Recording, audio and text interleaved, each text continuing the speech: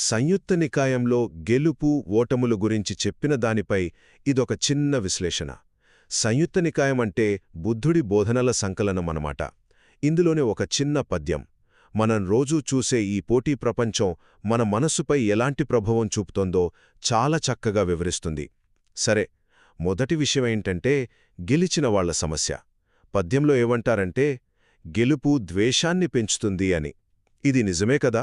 మనం గెలుస్తే ఓడిపోయిన వారిలో అసూయ, పగ లాంటివి పుట్టొచ్చు. అంతేకాదు, గెలిచిన మనకేమో ఆ స్థానాన్ని ఎలా కాపాడుకోవాలనే కొత్త టెన్షన్ మొదలవుతుంది. ఇక రెండోది ఓడిపోయిన వారి బాధ.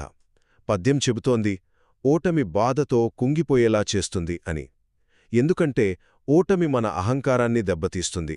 అది మానసిక వేదనగా, నిరంతరం మనల్ని వేధించే చింతగా మారుతుంది. చివరగా అసలైన శాంతి మార్గం, నిజమైన ప్రశాంతత అనేది గెలుపుపై అస్సల ఆధారపడి ఉండదు.